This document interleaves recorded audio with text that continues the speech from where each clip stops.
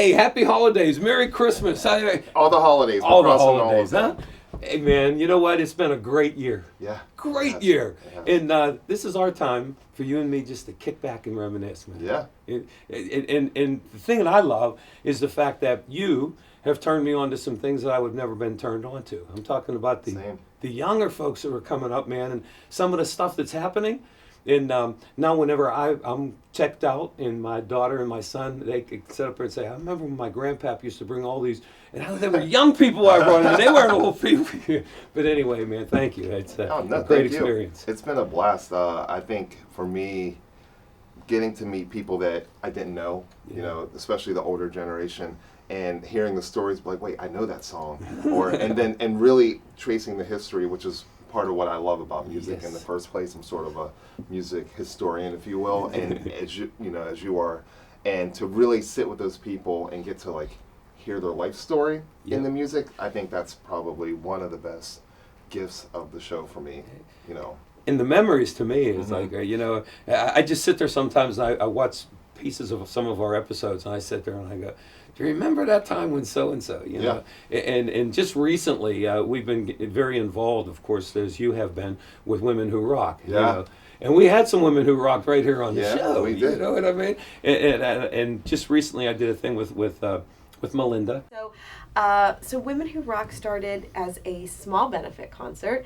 I totally had never thrown an event in my life. I mean, I had, played a lot of shows and book shows and all that, but never really threw my own concert in terms of it being a benefit concert.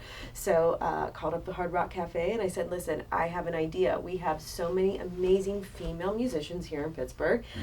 We have this amazing research institute, McGee Women's Research Institute, that more people need to know about. And I think that we can make a huge difference in the future of women's health and also shine a spotlight on these amazing musicians through the power of music. Yeah. And I got to meet a bunch more people I would have never ever met if it weren't for that. You know? And they're carrying on this tradition, and what it's doing is it's turning on young people and old people that never knew this existed, and they're all coming on the same page. Yeah, I think too, what's interesting is originally when we had the idea of sort of like bridging the old era to the new era and seeing what the connection is, but now it's less about that and more about human connection, and music just happens to be a big part of it. You know, a lot of times people will say, what's treasured, and it's like my wife. Chuck, tell me something treasured. Treasured would be I've been blessed with a wonderful career for 57 years. Wow. And I've not only a wonderful career, but two great kids. My wife I was blessed with. And then you think about, this guy couldn't have pursued his music career if it weren't for the support of his wife. So I think those deeper layers to it that started to come out, through the His episodes. family.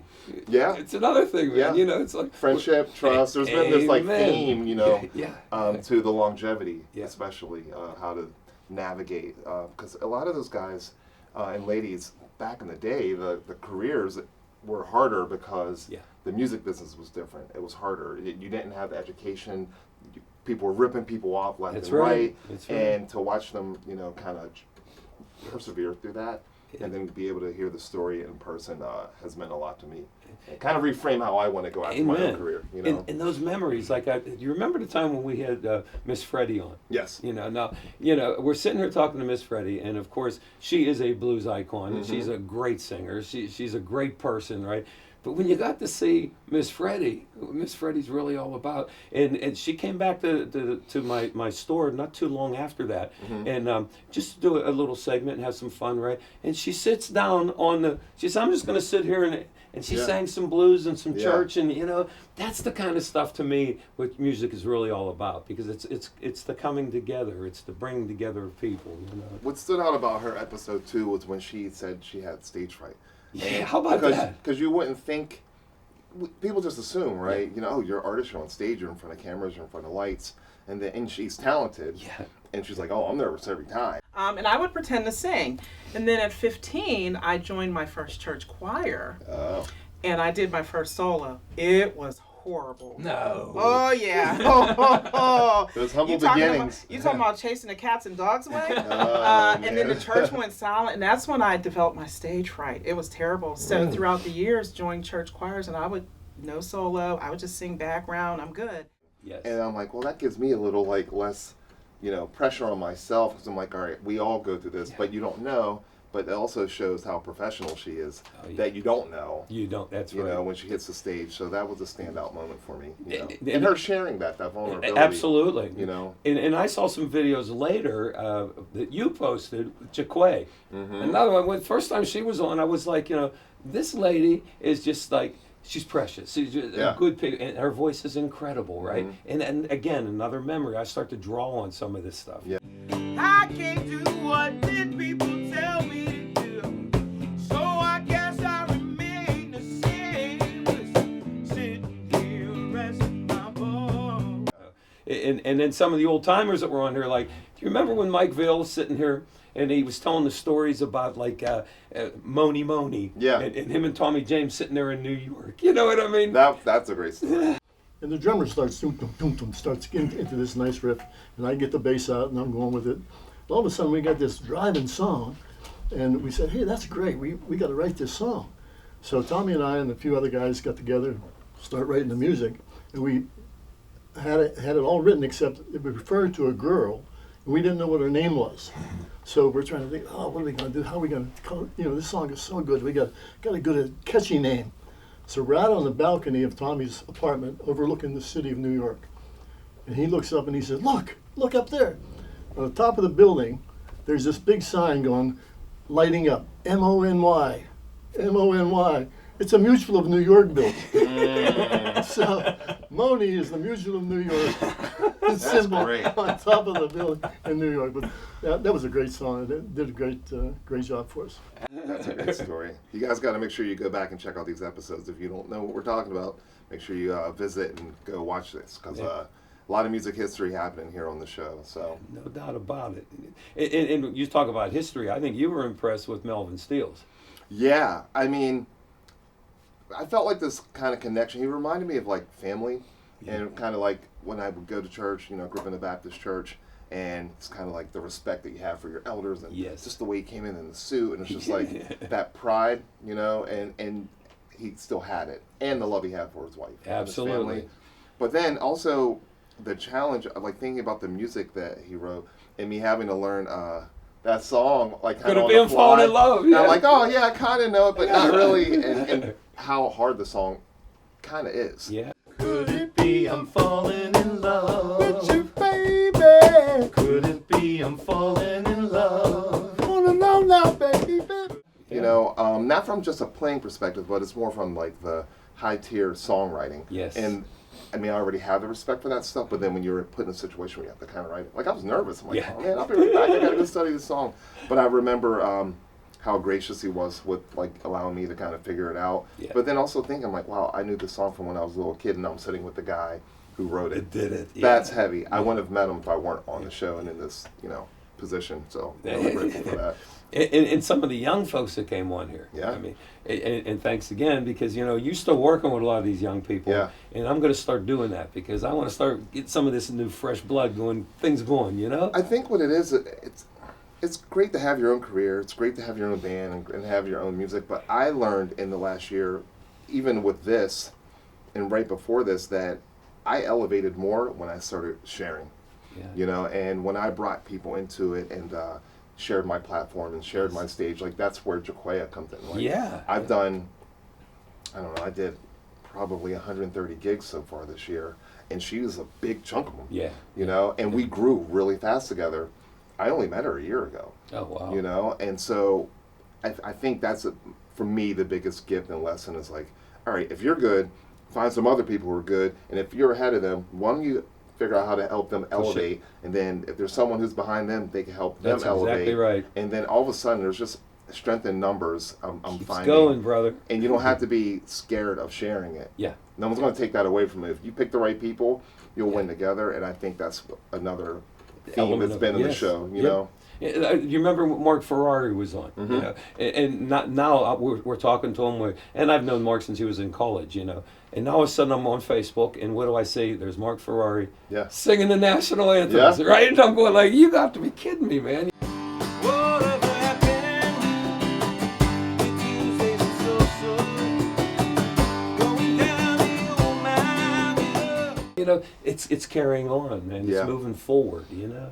There's another one that was a standout, and again, I think it's the lesson of take chances as an artist and as a person, and put yourself in uncomfortable situations. Because when I met you, it was playing the benefit show. That's right. But also, that's when I got to hear Tim. Yes. Tula, right? No, and no, then we right. had him on the show, and then I think we did Allman Brothers or something Yeah, like yeah. that.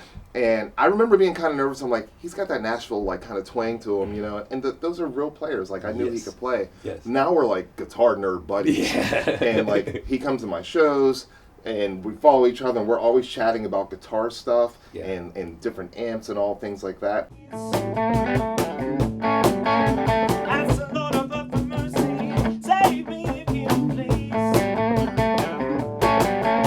Going down to the crossroads, try to get right. But that again, that may not have happened if it weren't, you know, Yeah. for bridging the gap. So We're bridging it, brother. yeah. And you know, when I go back to some of my old friends, you know, having them on the show, I'm like a little kid at Christmas getting to share a Christmas present with my new friends. Yeah. You know, like when I had Pete Hewlett on. No, Pete, I mean, here's a guy, one of the most incredible singers I've ever worked with in my life. His range is just, it's killer, right? And Pete and I sit there and we talk about the stuff we did when we were kids. I'm talking about teenagers in the business, you know. Yeah. And here he is, just walks off stage with Billy Joel, Paul McCartney, Tony Bennett, It's right? crazy. And to him, it's like, well, yeah, man, I was just singing, you know.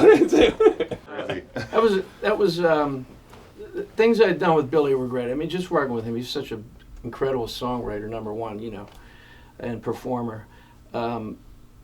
I thought Wooden Top was we did the Soviet Union tour in 1987, and that was like just spectacular, the whole thing. I hadn't worked for Billy. I worked with him from 1984 to 89, and then in 2008 I got a call. Would you be interested in singing on the last play at Shea? I was like, what? Baseball. Yeah. So, you know, I said, absolutely, man. So, yeah, I mean, the array of stars that were on that show were just incredible. And McCartney was the last, he closed it down, you know, so it was great. I just love it. Love Yeah. the history, man. The other thing I was thinking about too was how we grew. You know, if you think about when we started with the original concept, Yeah. all of a sudden we're in front of cameras and we're trying to script things out and plan and plot and, you know, coordinate all these things. But then, like, you're a friend to me. Like, you're a Yeah. life friend. That's right. And I think through that, like, I watched you get better, you know, and us figuring out banter and all of that. And then I had to doubt. figure out how to get better. And, like, we did that as a team. And Yeah. I mean, I think that's sort of what the show's about too. That's you know? right. So thank you for sharing your space and allowing me into, you know, this crazy music world that kind of looks like my house. Yeah, that's right. It's the fun, it's the memories, it's the segments. It's like, and again, for those that are watching, you know, tune in and just have fun. Like, that's what we're here to do. We're here to have fun. We're here to do some history. Yeah. We're here to reminisce. We're here to talk about the future. We're here about bringing everybody together. And that's what Bridging the Gap is. It's not just with music. It's Yeah. with people in life in general, you know. So you got to check out the episodes. That's like, we'll reminisce the rest of our lives. Yeah. I mean, if you see an episode you like and you have a friend that, you know, would like that style, share it. Like, it's not so much that we're like, please share our stuff. It's more like, if this can touch somebody the way that it touched us, we don't know what that can do for that person or whoever their friends and fans are of that style or music, or maybe there's a message in there that might touch somebody in a different way. And that's sort of what we want people to do. So thank you Absolutely. for supporting the show. That's another easy way to do it. Like, watch an episode, that's great. Sharing it, it's even better. That's it. So, get the word out there. yeah. You know, and it's funny too. You say some of these things that we've been doing this for how many episodes, right? And you know, the I thing that's lost count. amazing. You know, we got Will behind the camera here, right? Now, Will made his life easy. We never made a mistake. Not one mistake. The whole episode. Hey, welcome to Jack in the Box. I'm here today with my buddy McHammer, MC Hammer. Byron's Bodega, first episode. Action. Hey, everybody. Welcome to Byron's Bodega. Let me do that again. Hey, what's up, everybody? Welcome to Byron's Bodega. Today, I wanted to talk about this. Actually, should we introduce it? Okay. Byron's Bodega. Not quite there, but let me think Yep, this out. that's okay. Just gotta get in the vibe. I'm not in the vibe yet, that's all. I'd love to see just the outtakes. You Yeah. know what I mean? Maybe that'll be an episode. So the cool thing about the episodes is we have a lot of new things coming up for the next season. And you'll have to stay tuned because we're not going to give you our secrets now. But right. we've been plotting and planning and practicing and thinking about some new things to offer you. So what you see now isn't exactly what you're going to get. So make sure you stay tuned for that stuff. Check it in, check it out. Check in with us. Come down to the store, even better. Come and in have the an shop. experience. Like it's one thing to watch it; it's another thing to be here and really see like the memorabilia and the history that this guy's had a big hand in. And you're welcome down to come on down to the store, and please watch the new season because it's going to be rocking. Keep it rolling. You know what? If we get better, maybe we even get a big star like John Chamberlain come in and sing a song with us. You know? I think we got a clip of John singing something. Do we not? Maybe It's in the outtakes. It's in the outtakes. So I don't know. Big holiday plans? I got tons, man. Wait. I have a big show coming. Yeah, I was like, wait a minute, how did you figure that out? In the beginning, you weren't even playing, and now you got this big comeback show. Tell me about it. When we started, I didn't think I'd ever sing again. And my confidence level was starting to go down. And then, of course, there's people in my life that have pushed me, and I won't mention Rachel's name in any way, but Cool. they've pushed me. They gave me the encouragement to do it, and now I'm back. I know, that's great. Our comeback show is going to be December the 3rd Okay. at the Rivers Casino. Awesome. At the Event Center, which was my last big show before I got sick. And I thank the Rivers Casino folks for remembering me and for asking if I could do my comeback show there. And I want to thank the public for the ticket sales because they are Nice. It's unbelievable. So we'll have a segment called Welcome Back, Jack. Or, Welcome, yeah, there you go. Awesome. And you've been setting it on fire, man. And you got something really big coming up too. So I've been a part of the Pittsburgh Play Series, I guess 4 years now, and this year they're doing Queen, and which is the most challenging of all of the ones that I've been a part of. But I'm really excited. It's on December 16th and 17th at the Thunderbird, and tickets are available. And I'm gonna get my Brian May on. Rocking and rolling, brother. Hey, man, we want to do a shout out and a very special thank you to all those that made it possible for us to do Bridging the Gap. I'm talking about. So we want to thank our sponsors, the Wilson Group. Oh, absolutely. How about Roar Cadillac? Mm-hmm. Huh? How about your Jagoff, John and Rachel? Without them, this wouldn't happen. And I want to thank them so much. I feel like we're forgetting somebody. Who did we forget? I don't know. Oh yeah, our buddy Will, who does all the filming Who? here. We got to get more outtakes, man. You got to start doing stuff. He's hiding behind the camera, but Will does all the filming. We want to thank him. This is a team effort, and without the sponsors, this wouldn't be possible. Absolutely. Without our team, it wouldn't be possible. So thank you very much. And also, without you, we need you guys watching. So thank you, the viewers, and the people that were on the show, and all the guests. And yeah, thank you very much for supporting us. Amen to that, man. And we're going to have ourselves a much bigger time next year. I hope they're ready.